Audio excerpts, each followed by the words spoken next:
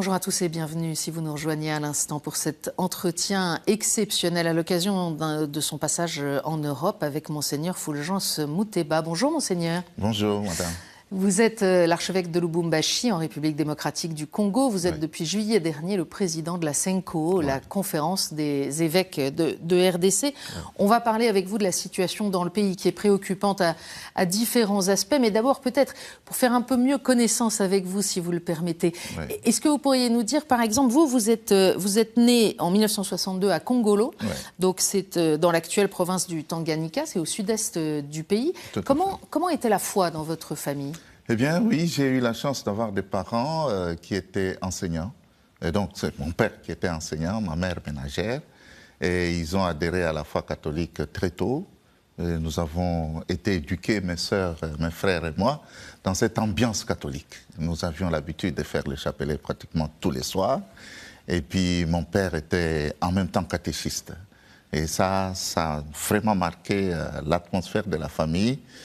Et quand j'ai décidé de devenir prêtre, j'ai considéré que c'était tout à fait normal. Donc, j'ai voulu poursuivre ce que j'ai reçu en famille.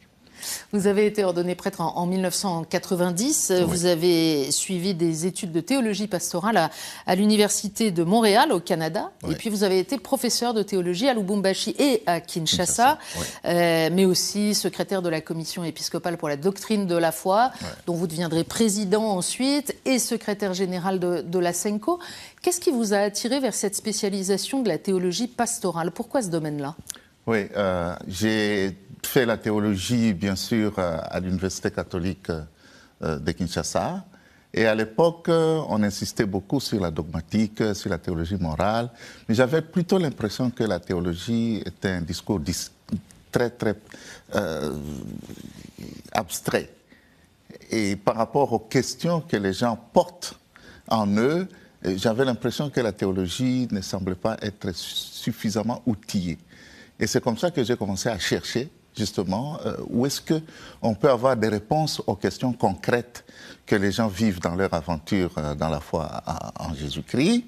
Et c'est comme ça que, du jour au lendemain, j'ai découvert Karl Rahner, j'ai découvert l'école de théologie pratique de l'Université de Montréal et puis la Société internationale de théologie pratique. J'ai commencé à m'y intéresser. Et heureusement que mon évêque m'a accordé la chance d'aller étudier à l'Université de Montréal au Canada.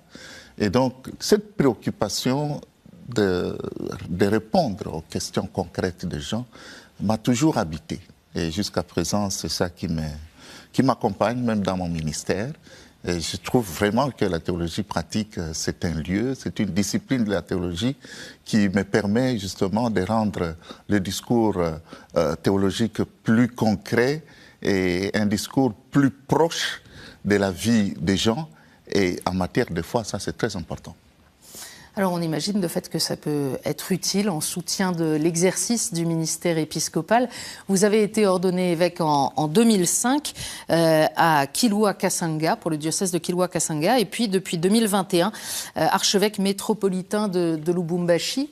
Pour ceux qui ne sont pas très forts en géographie de la RDC, Lubumbashi, c'est tout à fait au sud du pays, près de la Zambie. Oui, c'est près de la Zambie. Et on est dans cette région du Katanga qui a connu des épisodes de violence terribles au début des années 60 avec un épisode de sécession. Il en reste des traces aujourd'hui? Ah oui, tout à fait. Hein? Oui, parce que c'est exactement 11 jours après l'accession de la RDC à l'indépendance que ma province ecclésiastique a fait sécession. Et ça a marqué nos parents et nous-mêmes aussi, nous sommes nés dans cette ambiance. Et je dois dire que, nous avons encore des velléités indépendantistes par rapport à Kinshasa. Mais nous sommes quand même des Congolais, mais des Congolais spéciaux. Il faut ajouter à cela que le Katanga, c'est une région minière. Alors, ça fait qu'il y a un afflux de gens qui viennent de partout. C'est un lieu de métissage très, très intéressant. C'est pour cela que, même dans notre pastoral, nous parlons beaucoup du vivre ensemble, de la cohabitation pacifique, parce que c'est un discours que nous ne pouvons pas ne pas tenir. Justement, qu'est-ce que vous pouvez nous dire de la physionomie de votre archidiocèse et peut-être de la province? Oui, l'archidiocèse de Lubumbashi a pour physionomie une partie qui est rurale, une petite partie qui est rurale, mais minières, et aussi des grandes villes minières. Lubumbashi, Likasi, Kambove, Kakanda, c'est des lieux où on extrait les minéraux. Et donc des ressources, donc des appétits. Effectivement, il y a beaucoup de ressources naturelles là. Du coup, nous sommes forcés de pouvoir nous intéresser à la problématique des ressources minières pour que l'exploitation de ces ressources puisse profiter à la population et qu'on puisse suivre les normes. Alors, nous jetons un coup d'œil au code minier, ainsi de suite, et tout ce qui est lié à l'exploitation minière. Mais aussi, il y a beaucoup de problèmes moraux qui se posent dans ces milieux, parce que nous avons, en dehors de l'exploitation minière industrielle, il y a l'exploitation minière artisanale. Donc, des gens qui sont sans emploi et qui se donnent de l'emploi en entrant justement dans des mines qui sont abandonnées ou bien des mines qui n'ont pas encore commencé à exploiter de manière industrielle. Et il y a beaucoup de questions de valeur dans ces mines. Oui, les gens qui creusent n'ont pas assez de sécurité. Généralement, ils ne sont pas bien payés. Et le travail est très, très, très compliqué parce que parfois, ils vont jusqu'à des centaines de mètres dans la terre. Mais quand ils reviennent, ce sont les messieurs qui sont sur la surface qui fixent le prix.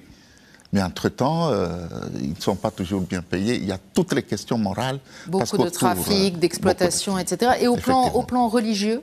Au plan religieux, bon, c'est un milieu que nous n'essayons pas de pénétrer parce que c'est un milieu qui est infecté de violences et beaucoup de... Mais la population en général dans le diocèse, c'est une majorité de catholiques ? Ah oui, nous avons à peu près la moitié de la population et les catholiques. Et ça, c'est la situation de pratiquement toute la province ecclésiastique qui compte 8 diocèses. Et on peut dire qu'à peu près 50% de la population est catholique. Et les autres ? Les autres, ce sont des protestants traditionnels avec qui nous sommes en écuménisme, mais aussi un grand nombre d'églises pentecôtistes que nous appelons là-bas les églises de réveil, qui constituent un défi. Mais nous y faisons face de manière méthodologique, mais ça ne nous déstabilise pas, du moins jusqu'à présent. Oui. Monseigneur, venons-en aux problématiques du pays, puisque vous avez aussi la casquette de président de toute la conférence épiscopale. Et cette conférence épiscopale, on le sait, on l'a vu ces dernières décennies, elle ne se tait pas. Elle prend la parole dans un pays qui connaît beaucoup de défis, des défis de stabilité politique, des défis de sécurité, des défis économiques. Vous venez d'en dire brièvement un mot. On se souvient de la médiation de la Senko en 2017 et d'autres épisodes pour une transition démocratique. Je voudrais qu'on commence peut-être par ce qui trouble le plus les habitants. C'est l'insécurité au quotidien.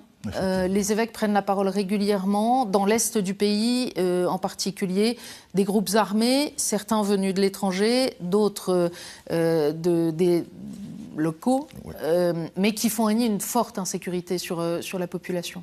Tout à fait. Nous partons du fait que nous ne pouvons pas être une église tranquille dans une société volcanique. Ce serait une indifférence, j'allais dire, doublée d'irresponsabilité. La foi catholique est annoncée aux gens qui sont dans des conditions contextuelles sur lesquelles nous devons avoir un coup d'œil. Et nous-mêmes, nous sommes concernés. Parce que très souvent, quand on parle de l'implication de l'Église dans les problèmes de société, on oublie que cette Église fait partie justement de cette société. Je dois dire que nous sommes héritiers, nous évêques, d'une très longue tradition qui a vu le jour au lendemain, à la veille de l'indépendance. Oui. Donc, les évêques ont toujours joué un rôle très, très important dans la vie de la nation. Nous avons connu de grandes figures prophétiques comme le cardinal Malula, le cardinal Monsengo, le cardinal Etchou. Et nous, les jeunes évêques qui avons été leurs prêtres à l'époque, nous continuons cette tradition. C'est pourquoi, quand vous parlez de la figure du cardinal Fridolin Ambongo, l'archevêque métropolitain de Kinshasa, tout de suite les gens voient un défenseur du peuple. L'Église au Congo, c'est une Église qui est au service de la nation, au service de la population, et une Église qui a la chance, nous prenons la parole, mais nous avons une tradition quand même assez forte, et nous sommes très écoutés par la population. Et ça fait que ça n'arrange pas toujours les personnes qui sont en responsabilité.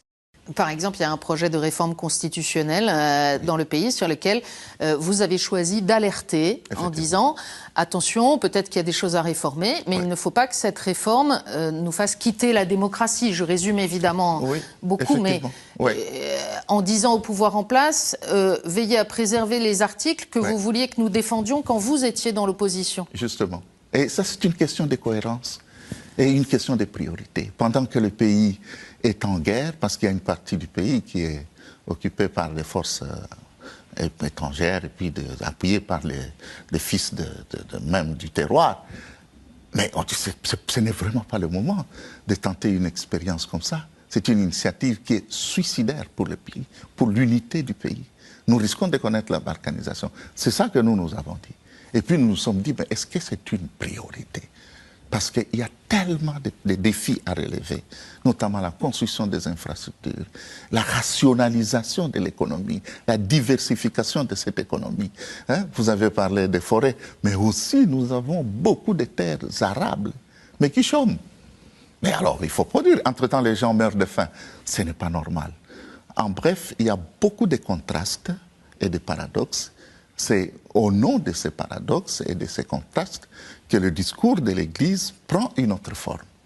L'Église, elle appuie aussi, elle essaye d'appuyer la préservation d'une cohésion nationale. On a l'impression que c'est très fragile aujourd'hui en RDC. Effectivement, ça c'est notre combat. Parce que nous-mêmes, nous sommes issus de 26 provinces. Mais nous constituons un épiscopat, un des épiscopats les plus cohérents, les plus forts d'Afrique. Alors cette expérience d'unité nous rend forts.